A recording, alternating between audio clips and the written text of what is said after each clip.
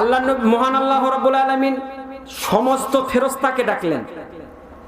ফেরেশতাকে ডেকে বলেন, ওগো আমার ফেরেশতারা, একজন নবী পৃথিবীর জমিনে আছে, তার নাম হচ্ছে হযরত ইব্রাহিম আলাইহিস সালাতু ওয়াস সালাম। কি নাম? একটু জোরে বলেন, কি নাম? হযরত ইব্রাহিম আলাইহিস সালাতু ওয়াস সালাম নামে একজন নবী পৃথিবীর জমিনে আছেন।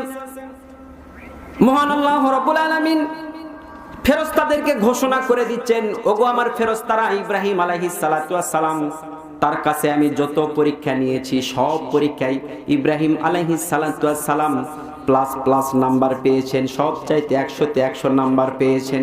পৃথিবীর জমিনে যতগুলো নবী এবং রাসূল এসেছেন, আমি সমস্ত নবী এবং রাসূলকে পরীক্ষা করেছি, তার মধ্যে ইব্রাহিমকেও পরীক্ষা করেছি, কিন্তু ইব্রাহিম আলাইহিস সালাতু ওয়াস সালামকে এত বড় বড় পরীক্ষা করেছি যা অন্য কোনো নবী এবং রাসূলকে করি নাই। মহান আল্লাহ তাআলা ফেরেশতাদেরকে বলছেন, ওগো আমার ফেরেশতারা, ওগো আমার ফেরেশতারা, ইব্রাহিম আলাইহিস সালাতু ওয়াস সালামকে আমি আল্লাহ যত পরীক্ষা করেছি সব পরীক্ষায় উত্তীর্ণ হয়েছে, সব পরীক্ষায় তিনি প্লাস গোল্ডেন প্লাস নাম্বার পেয়েছে। এই জন্য ইব্রাহিম আলাইহিস সালাতু ওয়াস সালামকে আমি সুন্দর একটি উপহার দিতে চাই। আর সেই উপহারের কথা তোমরা কোনো একজন ফেরেশতা ইব্রাহিম আলাইহিস সালাতু ওয়াস সালামকে গিয়ে বলে। সমস্ত ফেরেশতাগুলো আগ্রহের সহিত মহান আল্লাহ রাব্বুল আলামিনের দিকে তাকিয়ে আছেন। কি সেই পুরস্কার, কি সেই কথা আমরা সকল ফেরেশতাগণেরা শুনতে চাই। ওগো আল্লাহ, আপনি দয়া করে বলুন, দয়া করে বলুন, ইব্রাহিম আলাইহিস সালাতু ওয়াস সালামকে আপনি কি পুরস্কৃত করতে চান? সমস্ত ফেরেশতারা তাকিয়ে আছেন। মহান আল্লাহ রাব্বুল আলামিন হযরত জিবরাইল আলাইহিস সালাতু ওয়াস সালামের মাধ্যমে সমস্ত ফেরেশতাদেরকে ঘোষণা করে দিলেন, ওগো আমার ফেরেশতারা, তোমরা কি জানো, তোমরা কি জানো? আল্লাহ বলছেন, ও ফেরেশতারা, তোমরা ইব্রাহিম আলাইহিস সালাতু ওয়াস সালামকে গিয়ে বলো যে আমি ইব্রাহিমকে খলিল হিসাবে গ্রহণ করলাম। পড়েন সুবহানাল্লাহ। খলিল মানে কি? খলিল মানে বন্ধু। পড়েন সুবহানাল্লাহ। খলিল মানে বন্ধু। মহান আল্লাহ রাব্বুল আলামিন ইব্রাহিম আলাইহিস সালাতু ওয়াস সালামকে সমস্ত পরীক্ষা করার পরেই খলিল হিসাবে ঘোষণা দিচ্ছেন, ইব্রাহিম আলাইহিস সালাতু ওয়াস সালাম, তুমি একজন নবী নয়, তুমি হচ্ছে আমার, আল্লাহ বলছেন তুমি আমার বন্ধু।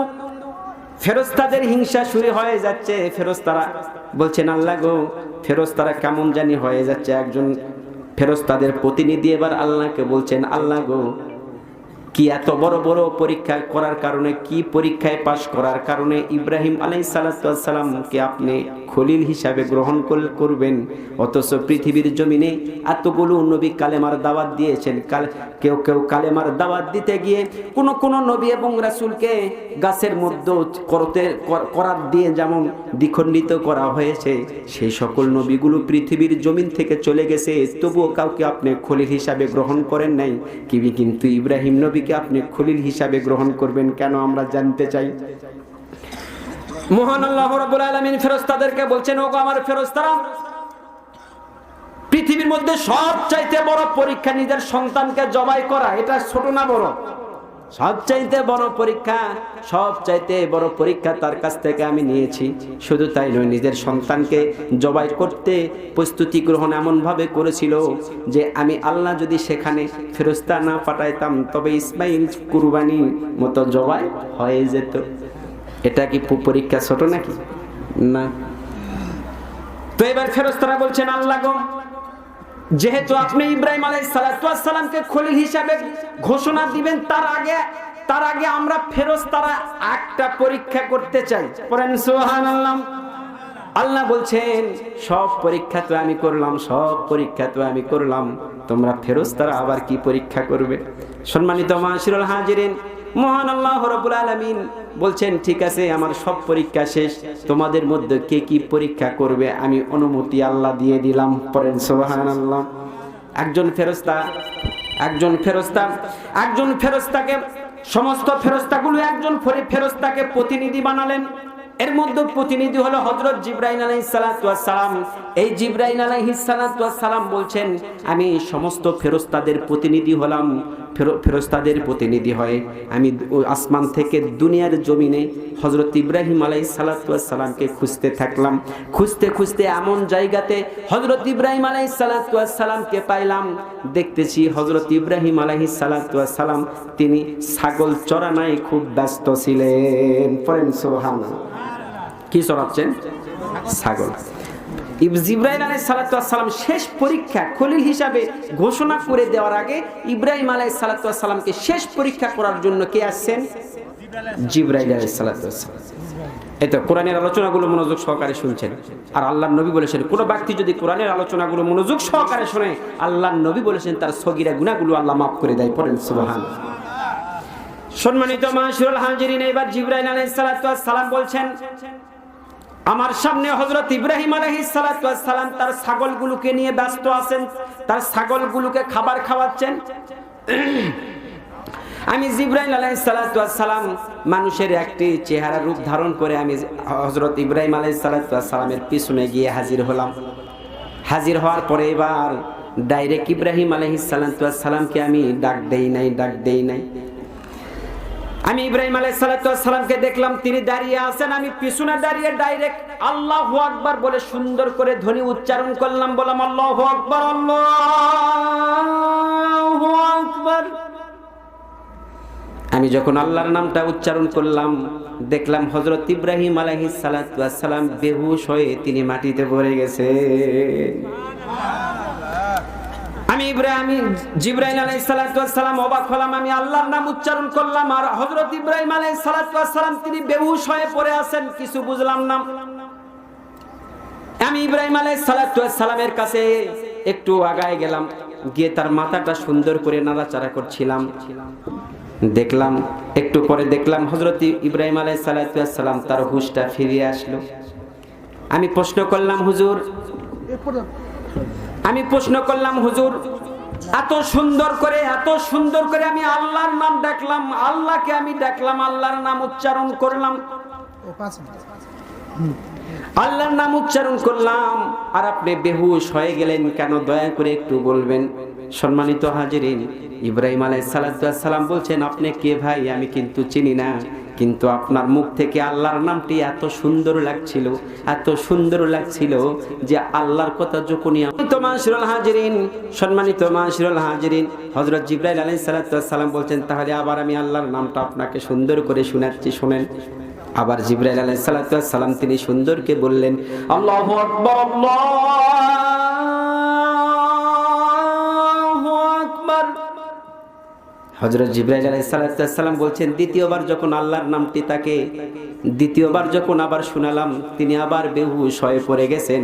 আবার তাকে হুঁশ ফিরালাম, আবার বললাম হুজুর, এবার আমি চলে গেলাম।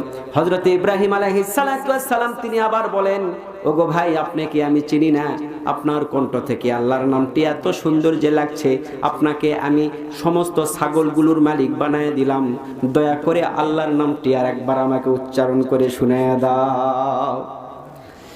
এ আল্লাহ মহান আল্লাহ তাআলা বলছেন, ইন্নামাল মুমিনুন, প্রকৃত ঈমানদার হলো তারাই, ওয়াজিলাত কুলুবুহুম, কখনো ইজা কুরিয়াল কোরআন, যখনই কোরআন তেলাওয়াত করা হয়, কোরআনের কথাগুলো, ওয়াইজা তুলিয়াত আলাইহিম, যখন কোরআন তেলাওয়াত করা হয়, অর্থাৎ কোরআন তেলাওয়াতের সময় জান্নাতের কথা মানুষের বেশি মনে হয়, আল্লাহর কথা মনে হয়।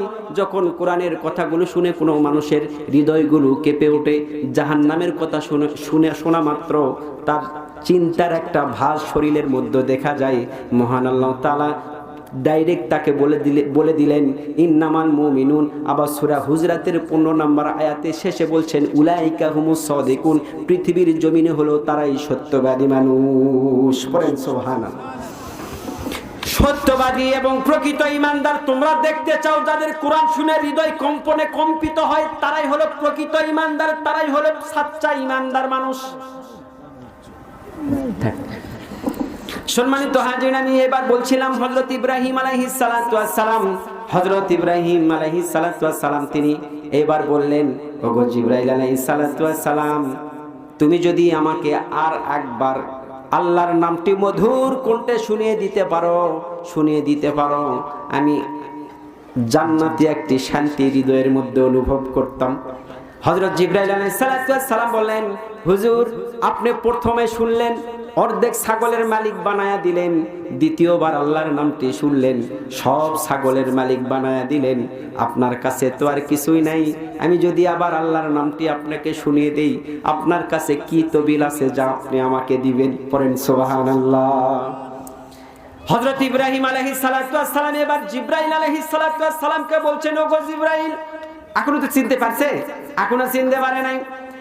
হযরত ইব্রাহিম আলাইহিস সালাম বলেন, ওগো ভাই আপনাকে আমি চিনি না, কিন্তু আপনার কণ্ঠের মাঝে এত সুন্দর মিষ্টতা দেখা যায়, মধুরতা দেখা যায় যে আল্লাহর নামটি এত সুন্দর করে এর আগে কারো মুখ থেকে আমি শুনি নেই।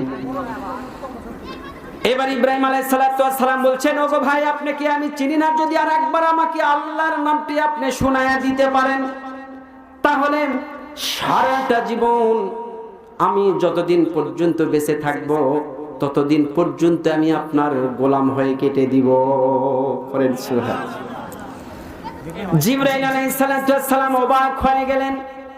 এই মানুষটাকে খলিল হিসাবে ঘোষণা করে দেওয়ার জন্য আল্লাহ যত পরীক্ষা নিয়েছেন সব পরীক্ষায় তিনি পাশ করেছেন, আর আমার পরীক্ষায় আমি তার আল্লাহর নামটি শুধু শোনার জন্য তার বুজুহুন তার মুখমণ্ডলের মধ্যে এত আগ্রহ আমি জিবরাইল আলাইহিস সালাম দেখেছি যা অন্য কোনো দিন আমি অনুভব করি না। ইব্রাহিম আলাইহিস সালামের কথাবার্তা শুনে হাত চেপে ধরলেন, ধরে বলেন, হুজুর আমাকে মাফ করে দিয়েন, আমি জিবরিল আলাইহিস সালাম, আজ থেকে আপনি খলিল। আল্লাহ আপনাকে বন্ধু হিসাবে গ্রহণ করেছেন, কোন নবী এবং রাসূলকে গ্রহণ করেন নাই, যা আপনাকে গ্রহণ করেছেন। জিবরাইল আলাইহিস সালাম হাজার হাজার লক্ষ লক্ষ কোটি কোটি ফেরেশতার সামনে ঘোষণা করে দিলেন, ওগো আমার ফেরেশতারা, ও আল্লাহর ফেরেশতারা, আমি স্বয়ং ইব্রাহিম আলাইহিস সালামের পরীক্ষা নিতে গেছিলাম, যে পরীক্ষায় আমি নিয়ে আসলাম 100-র মধ্যে একটু নাম্বার কম দেওয়ার কোনো কি নাই, কোন স্কোপ নাই, 100-তে 100 নাম্বার। সম্মানিত হাজিরিন, কোরআনের আলোচনা যেখানে হয়, কোরআনের মধ্যে জান্নাত জাহান্নাম আখিরাত মৃত্যুর কথা আছে না নাই? কোরআনের মধ্যে জান্নাতের কথা আছে, কোরআনের মধ্যে জাহান্নামের কথা আছে। কোরআনের মধ্যে এই কথাগুলো যখনই একজন মুমিনের মনে হবে, তখন তাদের ওয়াজিলাত কুলুবুহুম, তাদের হৃদয়, তাদের কলব কম্পনে কম্পিত হবে। আর আল্লাহ রাসূলের মাধ্যমে আমাদেরকে জানায় দিলেন, যাদের কোরআনের কথা শুনে যাদের হৃদয়টা কেঁপে ওঠে, ইন্নামাল মুমিনুন, তারাই হলো প্রকৃত ঈমানদার বা সাচ্চা ঈমানদার। পড়েন সুবহানাল্লাহ।